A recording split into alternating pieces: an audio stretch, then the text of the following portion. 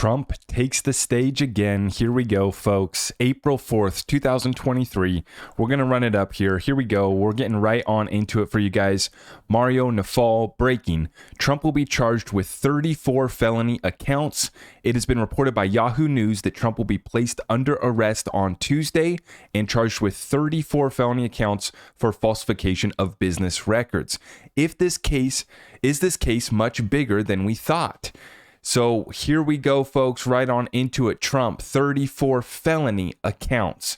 Yahoo News also reports the charge of falsification of business records is normally prosecuted in New York State as a misdemeanor, but Bragg's office bumped up all of the charges to Class E felonies, the lowest level of felonies in the New York State Penal Code, on the grounds that the conduct was intended to conceal another underlying crime.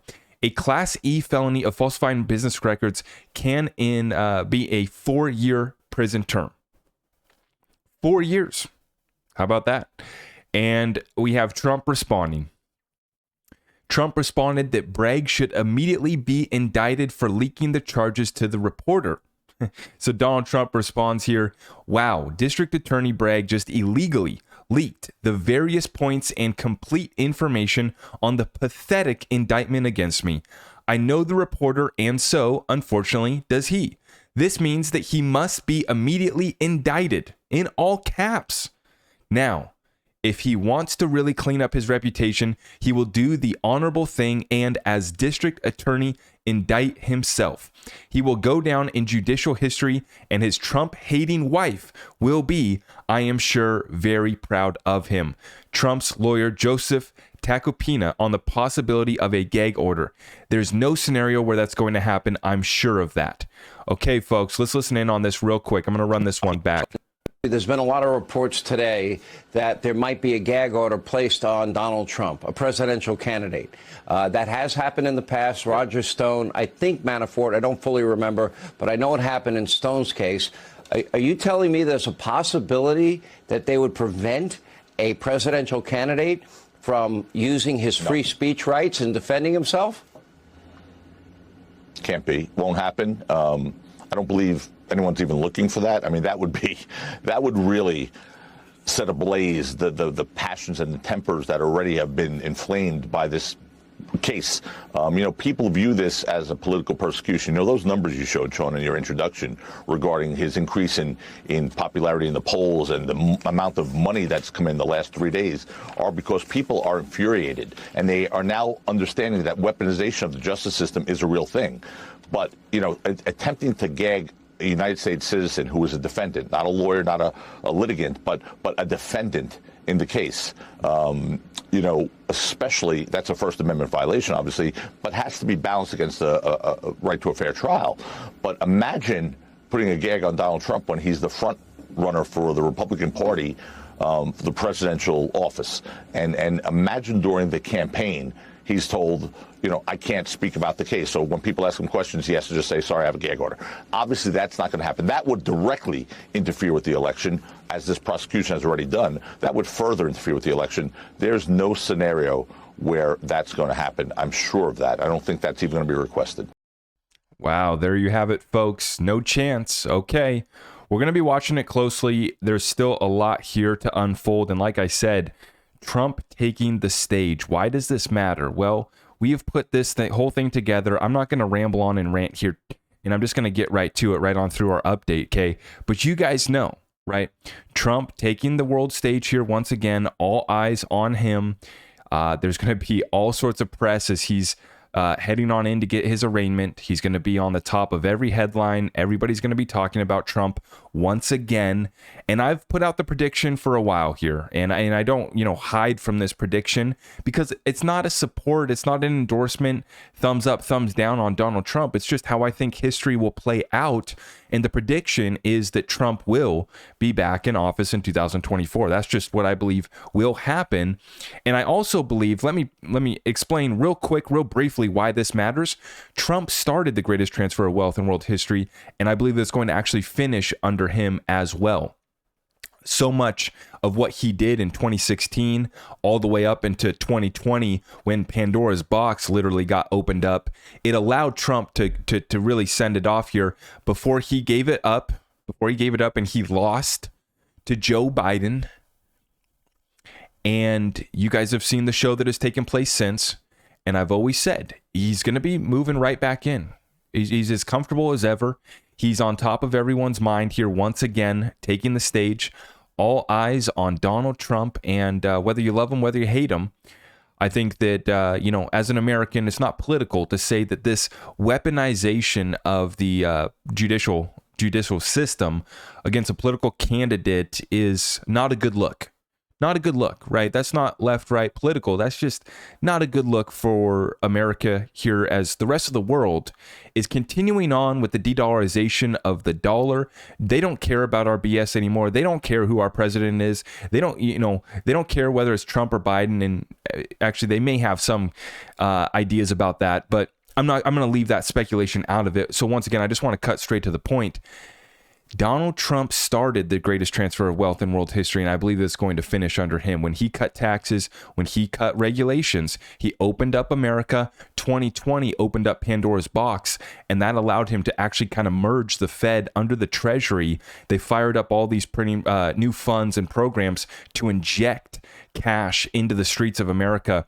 And like I said, it really opened up things like never before. And I think that we're going to see that finished off in 2024 when he comes back and he'll get another 4 years in office. And I'm here to partake in that transfer of wealth. Whether or not he does come back is going to be irrelevant to that. It's already underway. It's already here. As we've been telling you guys, the reset, the restructuring, well underway, being confirmed on a daily basis at this point. We're going to go right through it, guys. Let's run it up. Alex Gladstein, IMF bails out Sri Lanka with a $3 billion in exchange for austerity measures. That's 395% of the country's quota, the quota that Sri Lanka has been, allocated here. Almost 400% of their allocation, $3 billion bailout, and they have to provide austerity measures. Okay, the elites get a subsidy while the average citizen must tighten their belts and prepare for their descendants to foot the principal plus interest. Now, we don't want to do austerity over here in the United States. We have no plans on cutting this budget, and we just love running up that deficit, kicking the can down the road, raising the debt ceiling. And this is why countries are dropping. They don't care. Like I said, they're leaving the US dollar, leaving the SWIFT system, dropping our treasuries, and they're moving without us. Saudi Arabia applies to join BRICS, further threatens U.S. petrodollar, from pjmedia.com. Saudi Arabia, the world's most prolific, I'm not going to say that. The petrodollar, which underpins U.S. geopolitical hegemony, is not long for this world. It was dealt another huge and possibly fatal blow when BRICS, as acronym, I'm going to butcher that word, Economic Alliance of Brazil, Russia, India, China, and South Africa, publicly announced it was mulling, admitting Saudi Arabia and Iran into the fold. So there you have it, folks. The BRICS group of nations is to decide this year on whether to admit new member states into the bloc as Saudi Arabia and Iran formally seek to join. Another 3 meetings will be held within the next 3 months in order to reach a consensus on the criteria of recommendations, principles, and approaches for BRICS enlargement, he confirmed. A corresponding report is expected to be submitted for consideration to BRICS foreign ministers, whose meeting will be held in early June. Major efforts are underway now on the concept for BRICS expansion and criteria for adopting new members. Now, that's the key part. Major efforts are underway now on the concept for BRICS expansion, and this is it right here, folks. Criteria for adopting new members. Do you got gold? Do you got silver? Do you got commodities? What do you produce? Because we don't want funny fiat. We don't want funny money fiat like the U.S. has to offer. That's all we have to give you. We give you our culture, and we give you fiat funny money. That's what we have to offer. Now, U.S. Treasury Secretary Janet Yellen comments on the OPEC production cuts, says the OPEC Plus production cut is a very unconstructive act and is clearly not positive for global growth. Okay, so now we got a bad guy. Now we got a boogeyman. We get to blame OPEC for when inflation comes back, right? When oil rises once again, gas prices rise again, and that's going to affect everything. You guys know the deal. Now it's already underway. As we continue to say, the restructuring is here. Evergrande entered into restructuring support agreements and will be suspended until further notice. That's right. Evergrande entered into restructuring, folks. Here it is. Like I said, reset, restructure, gotta do it. It's not just countries, it is the biggest corporations around the world. And this is all part of the reset, restructure that's underway. Here we go. Now we get it back into the United States. Let's confirm this economic data. The ISM, which is the Institute of Supply Management Manufacturing Index, came in lower than expected at 46.3% versus 47.5%. The prior reading was 49.3. New orders fell to 44.3 from 47, a 2.7% decline.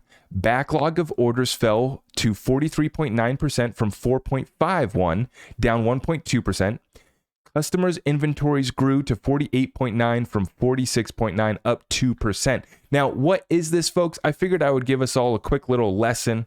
If you don't know what we're talking about here, we're talking about the Institute of Supply Management. I went to Investopedia and pulled this up. The ISM Services Survey is part of the ISM Report on Business, Manufacturing, and Services. The ISM surveys non-manufacturing or services firms, purchasing and supply executives. The services report measures business activity for the overall economy, above 50 indicating growth, while below 50 indicating contraction. Now, where were we at, folks? Let's go back here. We were at 46.3. Well below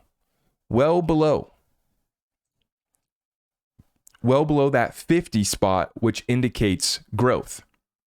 Well below that.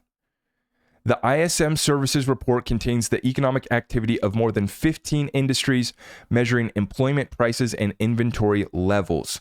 The Institute for Supply Management is a not-for-profit organization with over 50,000 members across 100 countries. Okay, so that is what that is. If you guys are wondering, all these economic data points, all these indexes that we're tracking right here to kind of get a gauge on the economy. I didn't know what this was, so I figured, what the heck? I'm sure a lot of other people don't. So I pulled up Investopedia, and that's what we're looking at there, the Institute of Supply Management. And it's just another metric that shows that the economy is in contraction. Like I said, we've been in denial about a recession. Situation continues to deteriorate. The only thing that's getting better is the CPI, but they've recalculated how they actually measure that now. They've adjusted that, of course. And so you guys are seeing the truth here is in the data, and it's not up for debate. It's not politics. It's not up for debate. Doesn't matter if it offends you or not, whether we call it a recession or not. It's not good out there for the average American. You guys are seeing the situation worldwide, but here in the United States, we're in complete denial about our economy and about us losing the reserve currency status and what that's going to do to our standard of living. Now let's continue on here, folks. Peter Schiff, as usual, CNBC misses the point. And this is why America misses the point, is because they're watching mainstream news. They're tapped into the television. CNBC misses the point once again. The rest of America is going to be asleep at the wheel because they're listening to these mainstream pundits. The trust funds have no real reserves, as 100% are held in U.S. treasuries. Those treasuries aren't assets to the government, as they're also liabilities of the government. You can't write yourself a check and claim it as an asset. So this comes, folks, after we see Social Security reporting. Social Security trust funds depletion date moves 1 year earlier to 2034. But as Peter Schiff is saying, you can't include treasuries as assets on the balance sheets because they are liabilities of the United States government. They have to pay that out, right? So it's all a facade. It's all fiat. It's all fake. And the real situation, getting tight. Kobesi letter. Auto loan and credit card interest rates just hit a new record high. Average interest rates. Credit card now, you're up to 24.5% on the average credit card. Folks, remember, don't let debt run your life, right? You need to use debt properly on good assets that provide cash flow. We've been talking about this for years since I've been making content here. We got to get out of bad debt. Credit cards up to 24.5%. This is why people stay broke. You get yourself in a trap like this. That's brutal. I mean, that is terrible. Used cars 14% and new cars 9%. Now I know I actually just refinanced my truck. What was that? About a year and a half ago. I was able to cut my rate from about 6% down to 3% on my truck. And so now we're just locked in with fantastic financing. I kind of wish I would have bought a house, but once again, we're starting to see the prices haven't come down yet. But with these interest rates, it is, a lot more not as affordable. But the prices are coming back down, so it's all playing out. And like I said, my truck is utility. It pays me cash flow. I use it in my landscape business, right? So that's where I've been at. The little bit of debt that I have, it's good debt. Cash flowing. I got my truck, and then I got some equipment. It's all cash flowing. Oh, and the equipment, 0% interest. Getting basically paid to borrow in real terms. Because inflation is 6% now. It was up to 8, 9%. And my interest rate's locked in at 0. I'm basically getting paid to borrow. 0% interest. Incredible deals. Now, folks, this is the situation though. In the average household, the total household debt is at $16.5 trillion. Auto loans up to $1.6 trillion and credit card debt up to $986 billion. The worst part, student loans just hit a record $1.6 trillion. Interest on student loans has been suspended since 2020, but it is set to resume this year. The debt crisis is real. So it's going to be really interesting to see what happens with the student loans, if those will be forgiven. They're saying they're supposed to start, accumulating interest once again this year. But it just reiterates the point. The debt crisis is real, and it's not going away anytime soon. Now, let's take a look here, folks. I got a few tweets here from Game of Trades that I want to share with you guys. Shout out to Game of Trades. Fantastic. So USD has just seen its first monthly bearish MACD cross since 2020. Excuse me. Folks, I do have a little bit of a cold right now. I don't know if you can hear that, so I do apologize for that. We're not as clean and smooth with it tonight, but we're just going to keep it rolling for you guys.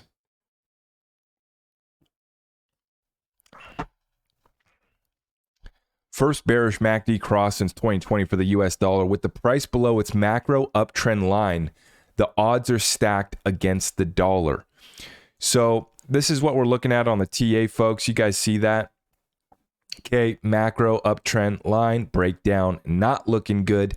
And you know what this means. Now, the last 2 times this happened was during the dot-com bubble and the financial crisis decline. S&P 500 has confirmed a bearish MACD cross on the quarterly time frame. So these are big macro TA. We're way zoomed out on the chart right here. Quarterly time frame has confirmed a bearish MACD. The last 2 times was the dot-com bubble and the financial crisis. More data points, more TA that takes us back to the most recent great financial crisis and the dot-com bubble and every other recession in history. What's happening with gold? Gold has just had its highest quarterly close ever.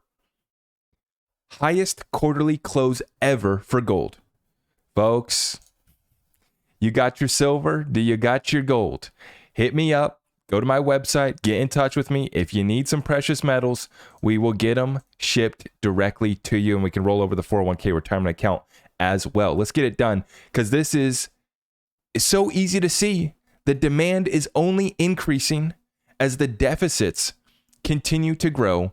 Solar silver demand is set to increase by about 15% this year, says Heuros Group. I'm probably mispronouncing that, but according to these folks, solar silver demand is set to increase by 15%. About. Estimates from Bloomberg show global solar installations could grow by up to 316 GW. What is that, gigawatts? I don't know what that is. 2022 global solar silver demand of 150 million ounces could grow to 175 million ounces. Now recall, we had a 200 million ounce plus deficit last year in 2022. And we could see the 150 million ounces that we used last year go up to 175 million ounces this year in 2023 First Majestic on that report. And like we said, the vaults are getting drained. It's so simple. The smart money is front running this move.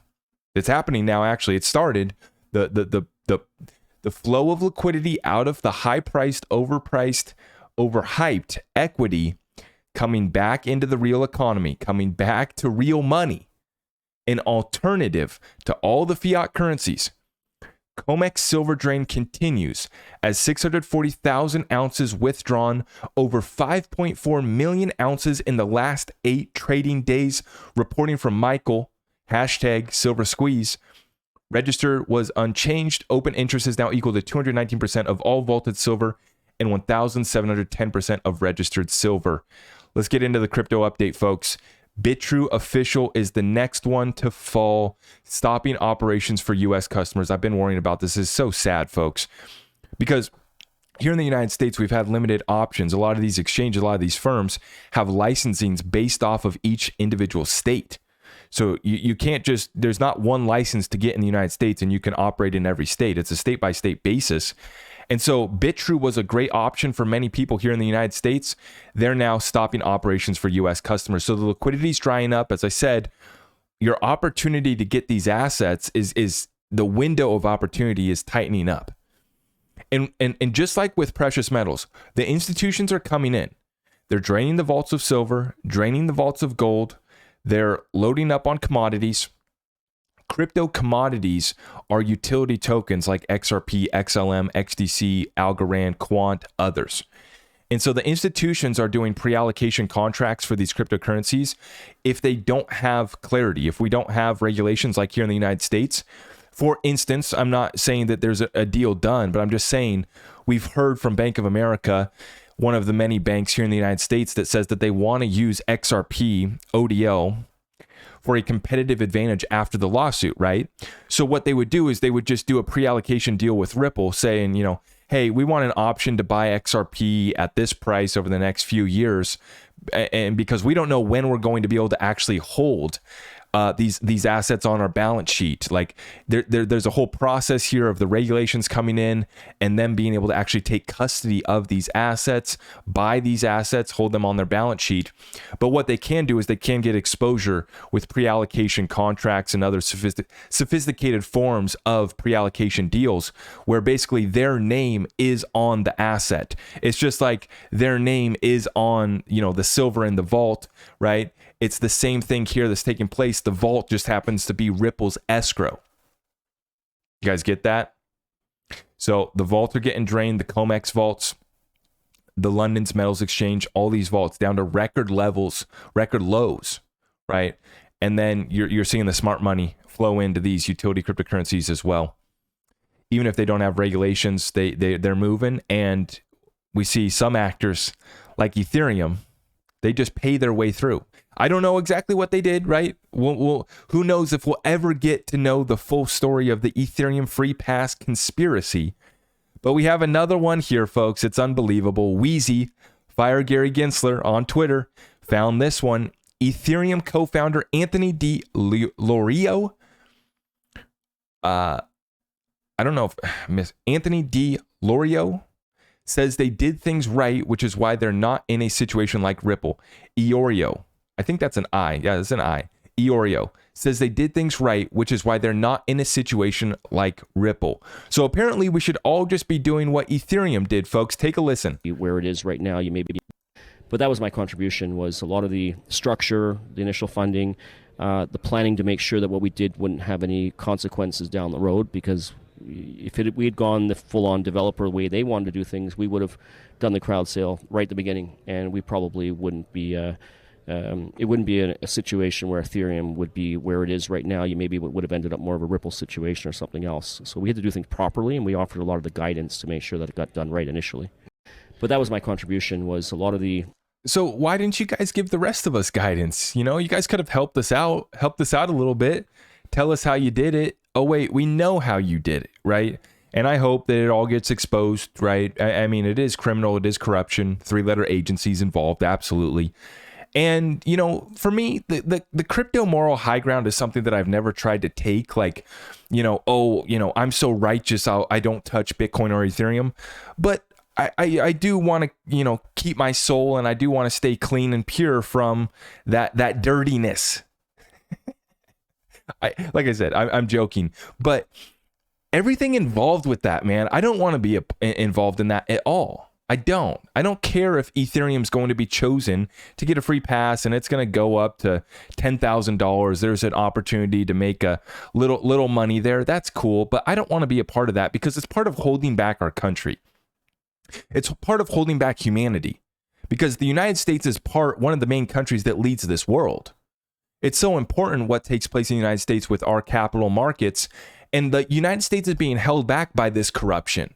And so while they're scoffing at the rest of the space, standing on their high horse as they did things the proper way by, I would say things that are much more vulgar, but we know what they did, right?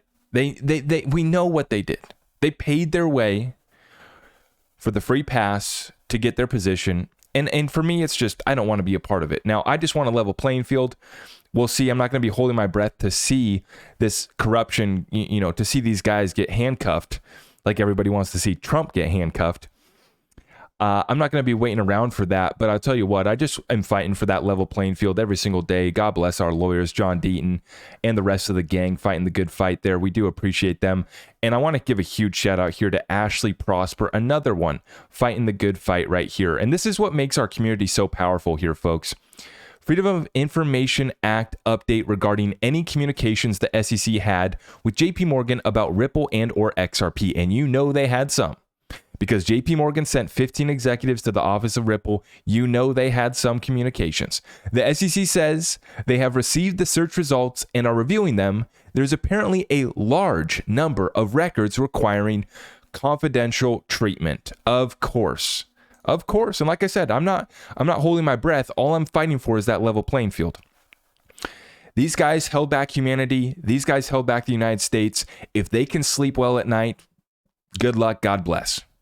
I'll let God judge you. I'll let whoever judge you, Get the hell out of our way, though, please. And by the way, unfortunately, your project is still a piece of crap. Ethereum 2.0 was a complete flop. Your network's still a piece of crap that's expensive to use and inefficient. So congratulations. With all of that free pass, what have you accomplished? Nothing. You got a bunch of scam tokens built on your project, a bunch of securities built on top of your security. It is literally a Ponzi scheme of securities built on top of the Ethereum free pass. Congratulations, you held back humanity and you held back the United States of America. Now, transitioning into bold innovation in APAC. Who is actually moving this world forward? Who's going to put a dent in the universe and help build out that level playing field, right? Being a part of that level playing field here at Ripple. Here we go, folks. One of our favorites, Yoshitaka Kitao from SBI CEO, driving bold innovation in APAC. Fiona Murray lives it. Now let's go check it out here, folks. This is from Ripple Insights, was dropped just here on March 31st, 2023. Now, this is a cute video right here from Ripple. If you guys want to go watch that, I'm not going to play it here, but it shares her story. Fiona Murray's 5-year journey at Ripple has truly been something to behold. She began her career at the Ripple London office as a sales director, building new customer relationships across Europe. As Ripple continued to expand and opened up an office in Singapore, a position as head of sales for APAC became available. With the reputation she'd developed as an expert in her field, Fiona made the bold choice to pursue the position and was soon packing her bags to move across the world with her family. Ripple was super supportive of my ambition. They saw that energy, that excitement, and that focus from me, and decided to give me the opportunity to prove it. The crypto industry moves fast, and Fiona hit the ground running once she settled into life in Singapore. Now remember, folks, such an important region, such a leading hub as far as moving the world forward over there in Singapore. So critical. While she and her team are excited to be on the cutting edge of innovative new technologies in the APAC region, selling crypto solutions to traditional financial professionals can be somewhat uncharted territory. Fortunately, the team tackled the challenge straight on with direction from Fiona to embrace Ripple's say it value through an abundance of transparency. Through an abundance of transparency and constructive feedback. As a global company with customers from a variety of backgrounds, Ripple prioritizes creating a company culture reflective of those diverse communities. That's why Fiona stresses the importance of open communication to her teammates. Welcoming diverse perspectives and out-of-the-box ideas is vital to developing the right messaging to potential customers. Quote, at Ripple, what is the best feeling is that we're changing the way that people operate and interact with value, and it's a really bold mission. But Fiona isn't just helping pioneer the future of finance. She's also paving the way for other women to lead in a male-dominated industry. While Ripple has made it a priority to support career growth and development for all employees, there is still work to be done across the globe. A LinkedIn study found that 1 in 3 women in APAC consider gender a barrier to opportunity. Compounding this, almost half of the women surveyed said they struggled to find a balance between work and family. Fiona shared similar concerns when she went on parental leave after her son was born, but through preparation of her own and trust in her team, Fiona was able to enjoy her time with her family without any added stress itching at the corners of her mind. In sales, your pay is commission-based, so it can feel frightening if you're taking yourselves out of your territory for a while. Ripple takes a lot of that concern away. Fiona has since been promoted to VP of APAC sales and continues to drive bold innovation across the region. So folks, just to summarize once again, we have Trump taking the stage, all eyes on him. The world stage events are going to continue. That show is going to continue on, and you guys are going to see that. What we have is the rest of the world laughing at us. As we have these internal struggles, this is all part of a changing world order, and the rest of the world is moving so quickly away from our country, away from our BS, away from our US dollar, dropping the SWIFT system, and they're doing settlement outside of the US dollar in our allies. France, Saudi Arabia, trying to join BRICS, settling up outside of the US dollar. I mean, the whole world, including our allies, is truly turning away from the United States. But they still love to accept our checks, and they still love to get protection from our military. And that's the setup that we have here. While we have the internal chaos, we're going to see Trump, the whole stories, right? Rest of the world accelerating away from the dollar, while we have the regulators and the 3-letter agencies here in the United States holding back innovation. We have them suing a company like Ripple that is at the forefront of doing so much to benefit humanity utilizing the XRP ledger, right? And so this is why, for me, it's so simple. I've been stacking silver. I've been stacking XRP and other utility cryptocurrencies. I've been stacking cash, and I've been praying that we can take advantage of this opportunity. It is called the greatest transfer of wealth in world history, folks. And like I said, it's already underway. Doesn't matter what your politics are. Doesn't matter if you get offended by who's in office. It's here for the taking. And the more chaos we get, the better the opportunity for us. I talked a lot about how we've been right on so many issues this last weekend's Discord weekly call. So my investment community in the Discord group, we have our calls every Saturday. And in that call, I was just summarizing how, yes, we've been right on everything, particularly issues that I can't even mention here on the public platforms. But we've been right about all of it. And we're not going to be spending any time hanging back here saying, I told you so. Or, the people that do recognize that we were right, spot on with everything that we're seeing, they're going to give us a pat on the back. They're going to say, wow, gee, how did you know? And if they want to open up at this point and now they want to learn, now they want to get on board, we still have a little bit of time left to move. We still have some opportunity here to take advantage of. So for those that are willing, to, take that blow to their ego about being wrong about so much of this stuff, including the people in my comments section that say that I'm fear mongering the US dollar. We're going to have a little bit more opportunity for those that wake up, for those that realize they were wrong. Okay, I admit we were wrong, right? You come, and I don't care, right? To spend too much time on that I told you so moment. I really don't. I want to get these people tapped in. That's why we provide content every single day for you guys out here, which you guys can do for me to help spread this message far and wide and help wake up more of those people that do have open minds, that are willing to learn. Is you can smash the thumb up and you can share this message far and wide. And if you want to support the channel, you guys know it's all over at my website. And you can sign up for the Patreon to join our investment community, to join us in these conversations that we have every Saturday. And right now, what we're doing is we're running a special on the Discord. So if you sign up for a year membership, you will be eligible for a 30-minute one-on-one session at no additional cost. Okay, so this was a deal that I was running on at the beginning of the year. We're going to fire this deal back up once again. If you sign up for a year's membership of the Discord group, well, it's actually Patreon. Okay, so you pay through Patreon, and if you sign up for a year's membership, you can get a free 30-minute one-on-one session with myself included in your membership, okay? But we'd love to have you guys join us in the family over there. Like I said, it's all over there at my website, zachrector.com. Let me know if you want to join the community, if you want to get precious metals, and if you want to stack some more cryptocurrencies like me.